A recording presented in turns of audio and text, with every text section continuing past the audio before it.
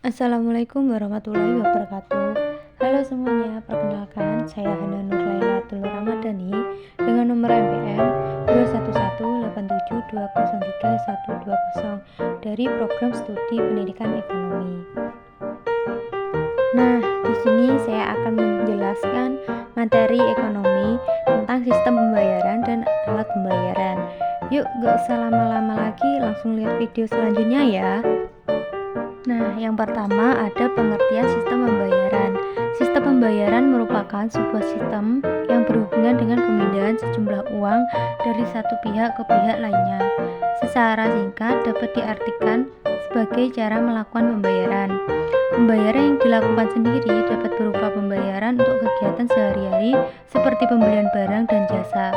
Pembayaran berbagi tagihan seperti listrik, air, internet, telepon, kartu kredit, dan lain-lain. Selanjutnya ada peran Bank Indonesia dalam sistem pembayaran. Di Indonesia, kewenangan mengatur dan menjaga kelancaran sistem pembayaran dilaksanakan oleh Bank Sentral Indonesia, yaitu Bank Indonesia. Mengatur serta menjaga kelancaran sendiri dilakukan sebagai salah satu upaya dalam mewujudkan tujuan dari Bank Indonesia, yaitu untuk menjaga stabilitas rupiah demi mendukung peningkatan perekonomian nasional. Berdasarkan kewenangan tersebut, Bank Indonesia memiliki hak untuk menetapkan dan memberlakukan kebijakan sistem pembayaran di Indonesia melalui Undang-Undang Bank Indonesia pada Undang-Undang Nomor 23 Tahun 1999 yang kemudian direvisi pada Undang-Undang Nomor 6 Tahun 2009. Selanjutnya ada komponen sistem pembayaran dalam bisnis. Yang pertama ada alat pembayaran, yang kedua ada saluran pembayaran, yang ketiga kelembagaan, yang keempat mekanisme operasional, yang kelima infrastruktur teknis, yang keenam perangkat hukum, dan yang terakhir ketujuh ada pengguna. Nah, sistem pembayaran dan alat pembayaran terdapat prinsip kebijakan sistem pembayaran Bank Indonesia. Yang pertama ada keamanan. Dari prinsip keamanan, Bank Indonesia harus dapat mengelola segala risiko dalam sistem pembayaran seperti risiko likuiditas, risiko kredit, dan risiko fraud, dan lain-lain. Yang kedua ada efisiensi. Dari prinsip efisiensi, Bank Indonesia harus menjamin bahwa penyelenggara sistem pembayaran bersifat efisiensi, yaitu harus dapat digunakan secara luas dan menyeluruh, sehingga biaya yang harus ditanggung oleh masyarakat akan menjadi lebih murah. Yang ketiga ada kesetaraan akses.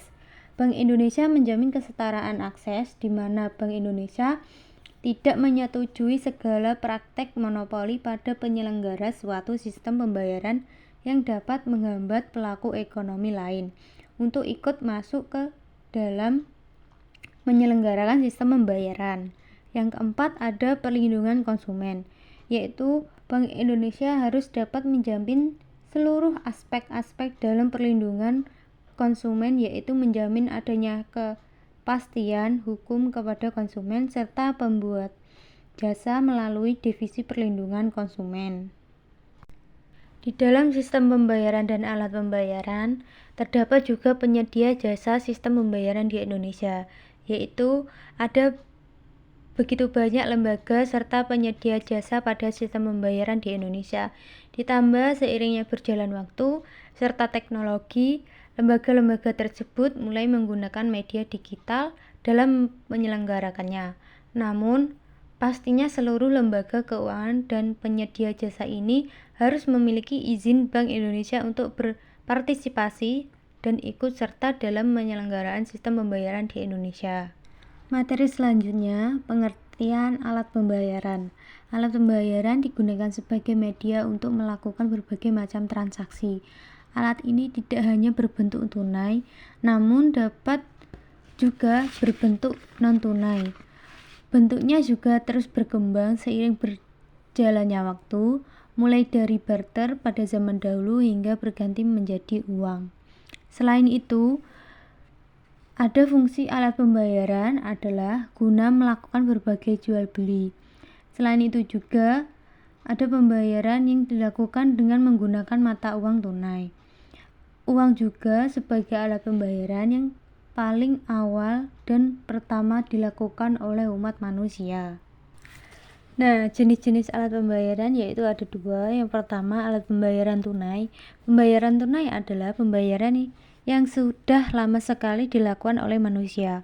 Fungsi alat ini adalah guna melakukan berbagai transaksi proses jual beli. Yang kedua, ada alat pembayaran non-tunai.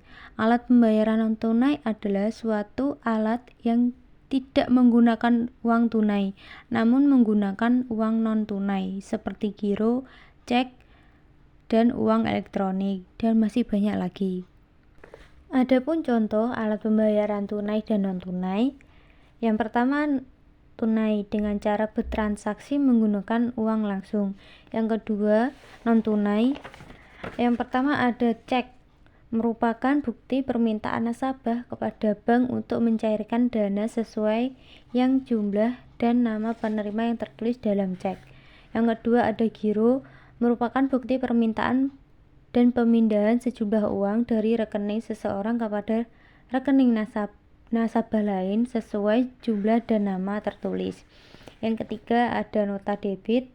Nota debit digunakan untuk menagih utang para nasabah dengan nominal dan jangka waktu yang telah ditentukan.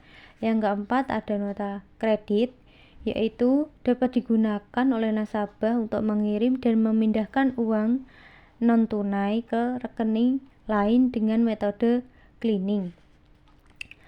Yang kelima ada uang elektronik, yaitu jenis alat pembayar ini berbentuk elektronik, kerap dikenal sebagai electronic money dengan berbentuk kartu atau server, contohnya kartu flash, Breezy, GoPay, dan OVO.